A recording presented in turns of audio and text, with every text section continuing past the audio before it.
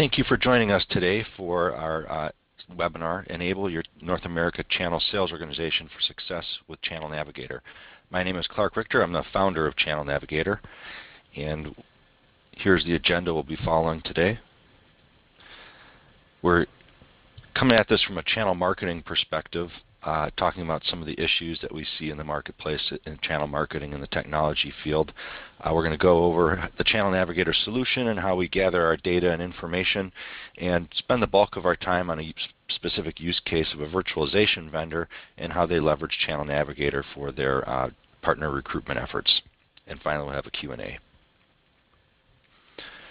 So some of the things we see out there in channel marketing these days is a lack of business profile information on partners. I've worked for 3 different successful technology companies, and none of them ever had very good information on their channel partners, even though they sold pretty much everything indirectly.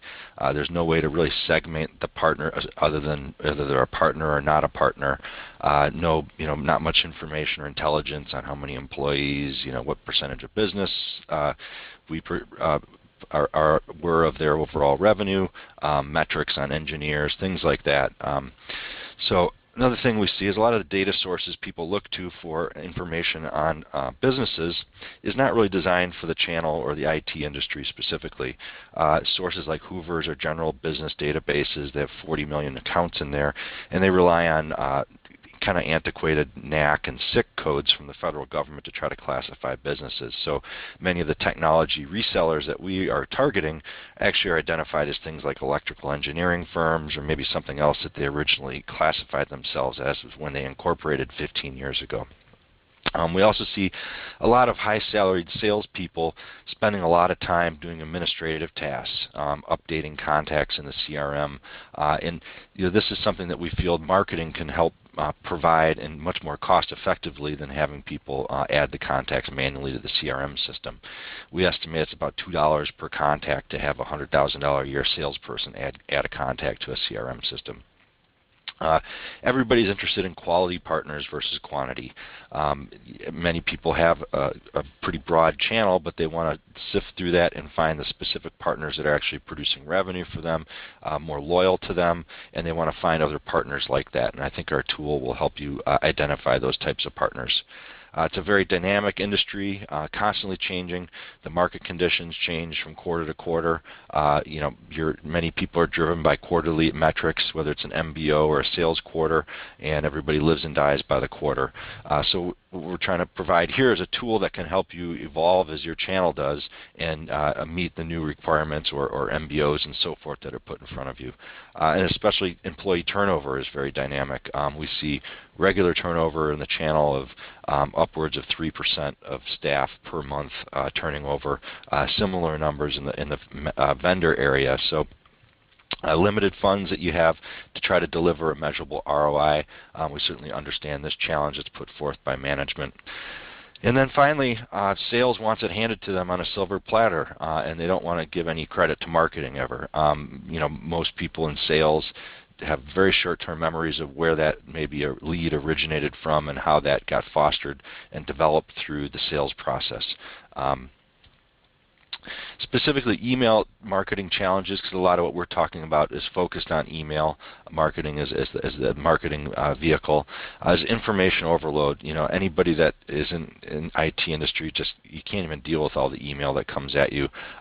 Down there on the bottom is a graphic of, most people have a personal email address that all the subscriptions that they have to sign up for. Basically, all that information that you opted in for goes to a personal email address, and I would imagine very few people ever get to actually looking at those. It's very expensive to leverage these types of newsletters, and many of them are tied to larger advertising spends at these types of media companies. And do you really want to reach people who opt in to receive an email on a personal account? Is that going to give you a quality lead at the end of the day? Or are you going to be left with a bunch of leads that are followed up on but never really go anywhere? Everyone says don't source lists, but you have point is if you have direct access to the list and you understand who these contacts are, it's a little bit different because you can do very targeted email marketing to specific individuals with a message that ties to their needs and so forth, and you'll have a much higher response rate than relying on a general type of newsletter type of opt-in email marketing. And then finally, the spam laws are an ongoing challenge. Nobody wants to be labeled a spammer in the U.S. or abroad. It's even more stringent types of laws around spamming. So Channel Navigator is a development tool that was based on my personal experience of over 15 years with manufacturers like Checkpoint, Citrix, WebSense. I saw most of these companies were all selling through a common channel, and they, moving from company to company, I saw that the information that these companies have on them was that they all use Salesforce.com, but they had very little intelligence on the actual channel partners. And I just saw a need in the marketplace for a IT-specific channel type of database. So that was kind of the origin of it. We launched in the beginning of this year. Our customers are primarily channel marketing and salespeople, and they range in a broad range of specific solution areas, from applications like CRM to security, storage, networking, virtualization are some of the hotter areas that we have clients in. The database has about 10,000 accounts. Actually, I think it's about up to 12,000 now. There's about 40 fields to filter on. Probably our greatest value is the multi-vendor relationships that we've mapped out. This is what people really find intriguing about the database. And then we provide 50,000 contacts along with these accounts to save you the time of having track those down on your own, and we identify them based on their level, department title, specializations, and so forth. And our contacts are not just C-level, but all the way down into the staff rankings. The methodology is pretty straightforward. We identify the channels just as any good channel salesperson or recruitment person would do. We go to public internet sources, try to find certain ecosystems that are published out there. Whether it's a large vendor like Cisco that lists all their partners, or smaller vendors that just list a few. We go around, gather that, we import that type of baseline information into the database, along with we visit their website, try to map out what vendor relationships they have, maybe call them to fill in some of the blanks that we don't have the information, and then finally we go out there and try to farm contacts and find contacts from various sources and pull that all into one place. Then we also offer for these individual companies to manage their own profile. We operate another site called irumbo.com, which is a solution provider locator for IT buyers to identify a local business to help them with their IT solutions. And this is the incentive for them, free marketing essentially, for them to update their profile information with us. We launched that in July of 2012. Then we go and validate the emails on a monthly basis. We remove about 3% of them every month and kind of constantly keep putting new ones in. We regularly touch about 15 to 20% of the accounts on a monthly basis, updating profile information on them. So we're going to use a specific use case today, which is a client that used us to successfully launch their channel program. Company's called Mocha 5, and they sell a virtual desktop information solution that runs on the client side on either Apple or PC types of hardware. I think they were founded in about 2005, and they were relaunching their channel program in 2012. And they wanted to achieve a broad market awareness of their solution amongst the existing virtualization channel, people that are doing VMware, Citrix, other vendors like that. But more importantly, they wanted to provide some competitive differentiation and get to more specific partners that they think would be a good profile for or high potential for selling their solution based on some of their vendor relationships, and a high emphasis on quality rather than quantity. So we're going to move now and actually go directly into the system. So as a user, you'd have access to this same interface that I'm showing you here. We're logged in here, and we default into this area that shows the key metrics here, first of all. These are some of the high-level database counts that we have. There's 12,000 accounts, 52,000 contacts with emails. You can see different ways we can break that out. Vendors or companies that actually sell the hardware, software, oftentimes they're part of the ecosystem. Sometimes they resell other people's solutions. solutions. We have service providers, which are like AT&T, Comcast of the world. They're recurring revenue stream. Managed service providers would be a company that we classify more as like a classic VAR that's selling a product and services, but they offer a managed service of that solution. Different ways we can break it down that are given there. So for our specific use case here, we're going to look at a couple different ways to slice and dice the market. But first of all, I'm just going to show you real quick how you can search in this. If you type a vendor name or some name up here in the top right, this is this broad search that will go across all the fields in the database. So if I type VMware in there, I'm going to come up with contacts that are maybe VMware engineers, work at VMware, and then we have accounts. There's about over 2,000, and these are probably VMware partners that are in the database. Moving down here, we have the ability to search on a specific field as well. So if we type VMware in here under account name, we'll go specifically to the VMware probably headquarters there. Going into advanced search, now I can search across specific fields here, and I'll go into vendor partners contains VMware, and now I have a much more focused list of people that are reselling VMware in some way or another. So those are just quickly kind of some of the quick ways to search through the database. And essentially what most people work out of is a saved search, which is called a filter. So for this particular use case, we created a filter in advance, and I'm going to go into and edit the properties of that filter. And we'll look at different ways that we would tackle this market. So they wanted to start out with, they're primarily interested in the VAR types. They wanted people that will sell the licensing. They don't want to just the consultants. They wanted people that were already doing virtualization, so they can speak the virtualization talk. Maybe they're VMware or they're Citrix partners or something along that line. They were only interested in the United States at this point. But they are, a VDI desktop solution, so they also wanted companies that are, claim to do desktop solutions. And more specifically, they didn't have necessarily great luck with the really large, national LARs, that have 1,000 employees, $1 billion in revenue. So they want to kind of limit their target to companies with less than 100 employees. That was just a good spot for them. They found success with that type of partner. So on the top here is where you define what columns we're going to view. We just like to show revenue, employees, and so forth, so we get kind of an idea. So based on that criteria, we run this filter, and we're going to come up with a list of potential partners, like 2,600 of them in the U.S. You can see different size organizations and different vendor relationships that we've filled in here. But we'll go into a specific one just to kind of see what kind of information we actually try to gather on these businesses. So in the top section, company insight is general overview of the business, maybe some notes, their address, phone numbers, fax, website, stuff like that. Going down into business insight, we try to classify the businesses. A VAR in our world is it's primarily 80% product, 20% services. There's no hard and fast rule of that, but they do want to resell hardware, software, licensing. Then we have, when they're founded, fiscal year end, general business information like that. Moving down, solutions and technologies and services. So solutions are broad categories that we kind of based on Gartner. These are defined as a combination of a technology and a service. So something like cloud computing is a buzzword that's thrown out there a lot. That could be hosting plus server, could be cloud computing. It could be managed service plus security, could be cloud computing. So different ways, but we wanted for the end IT buyer to be able to use this same data to find the types of solution providers they're looking for as well.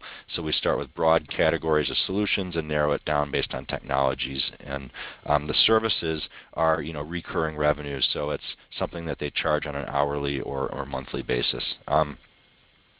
There's also information, like an employee count.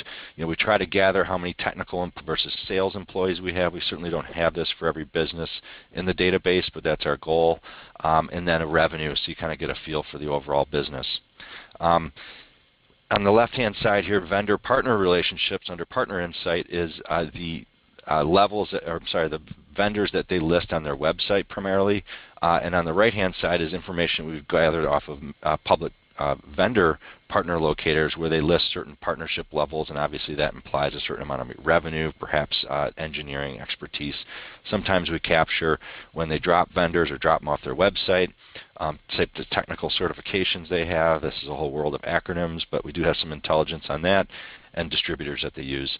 In the bottom section, we do not have this data for most of these businesses, but as they come and update and take over their profiles, some of them volunteer this information. We try to understand what verticals they sell into, the split of education, commercial, government types of sales, how many customers, maybe some key accounts, and the markets that they serve. As you're digging around in here and your sales rep finds somebody that they're interested in, these guys look like a good target, they can tag it and put that into a tag cloud. We'll come back to that later. They can also export the basic information of this account and save that off for later. That's in a PDF format. If you want to populate your CRM, we'll get into that a little bit later, but they can save that off as well. But more importantly than identifying just a business is they need to find some contacts to engage with at these types of clients. So depending on the size of the organization, that may be the owner, maybe one of the two owners. A lot of times there's a sales and technical combination. They may need to engage both. As these organizations get bigger, there's typically a VP, maybe a practice manager for some specific practice, like virtualization in this case. There could be sales managers. They may need, to engage lower down. They may need to get a security consultant, or a virtualization consultant in this case, to get on board with the solution before they would sponsor that higher up in the organization. A lot of times it's just like selling to an account, right? End user account. And then eventually you want to get down to these, C-level contacts, which there may be gatekeepers to. So as you find a contact of interest, you can also tag that and put that out there in your tag cloud. You can also just export this contact via vCard if you just want to save it off into your files. So now we've found a couple of contact in an account that we're interested in. We go back to the tag cloud, and we'll show you there. This is where we have that then in the list here, these people that we've identified. But going back to our filter that we created here, let's get a little more granular. Maybe this is a good broad list to start from, but with this particular client, they also had some specific differentiation. They had the ability to run on the Apple OS as well as the PC, so they saw it as a very attractive solution for Apple partners, and specifically they wanted to cater one of their particular email messages to those companies that actually sell Apple. So we add this qualification in here, and now we are going to get a much more refined list. And now we're down to 151 accounts that are specifically Apple partners that do virtualization. So now we have a specific email that we targeted at them. Now the channel marketing organization used, basically refined this type of, what they were interested in, and then we essentially just delivered, large lists to them with all the information that they were looking for. So this is the one that was specific to Apple, and if they wanted to just send it to the upper level management, they can select that there. Now they have a much more targeted list, and maybe they cater that to a different message to the technology people. For example, here you could just select the technology people.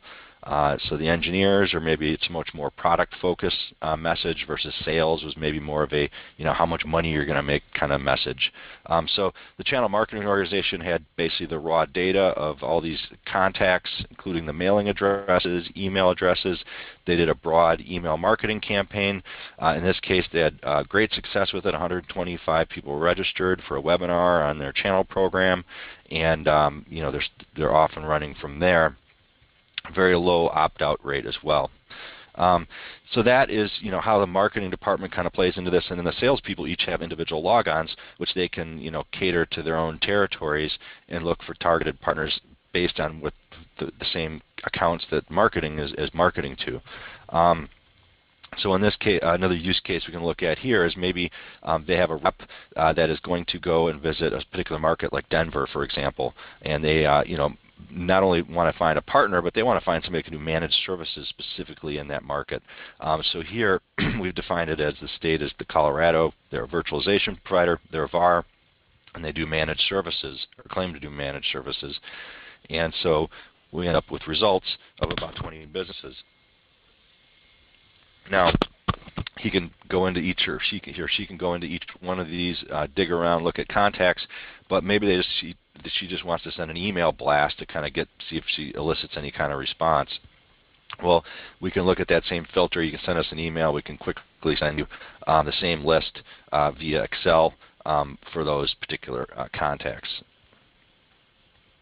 So then they can just blast out an email to the 500 or so contacts that are part of this, and see if they can get some traction or interest in the solution there. So this is kind of a more granular way where you can use this. This is intended to be kind of a brief overview here. Our goal is, if you're interested, from what you've seen here, we can set up an individual time with you to go into some more specifics that are based on your business, what you're interested in. This particular one was virtualization, where we have some real good data there. We have great data in some other areas. They got the results that they were looking for. It's not a real expensive solution. If you look out there in the world at things you spend money on, all it takes is one partner and doing a $10,000 deal to cover the cost of any of this. It doesn't take much. So we typically sell by users per month. You can pay on a monthly basis. If you pay up front, you get a discount for the year, and then we'll include the bulk contacts with it for the annual subscription. That's usually what we sell to the marketing organization. They have budget for that kind of thing versus a salesperson can maybe expense monthly access. So our value proposition, just in summary, is I think we save your company a lot of time and money bringing channel business intelligence and contacts into one solution. We get a lot of people say, God, I'm surprised nobody's done this before, and I'm not still sure why exactly it hasn't done before, but it certainly is a need for it out there in the marketplace. And anybody that's used it definitely sees the value in bringing it all together into one place. We also provide an ongoing refresh of the data for a dynamic industry. We have clients that just use us to populate their existing partners, right? They struggle to keep up with the contacts and their partners other than people that register on their partner portal. How do you, keep all those contacts up to date in your CRM system? We can be a source for data integrity or updating and cleansing your data in your CRM from that standpoint. What I think the greatest value this provides is it's a tool that enables marketing and sales to operate together rather than independently. So many times in my career, marketing has gone off and done one thing, sales is kind of operating on a different type of objectives or priorities, and they're not working from the same page. This tool enables you to market to certain contacts and then have sales with direct access into intelligence and further information to follow up and delve deeper into those specific accounts. And then finally, in a world where everybody's challenged for ROI, we provide tangible results with the data and contacts you own. So it's not, you pay $10,000 and you got 200 leads from that, and that works out to be $500 a lead. You can, at the end of the day, you're paying less than 50 cents per contact, so it's pretty easy to justify the expense on that. So with that, we're going to conclude the presentation. We appreciate you all taking the time to listen today and look forward to talking to you again. Thanks.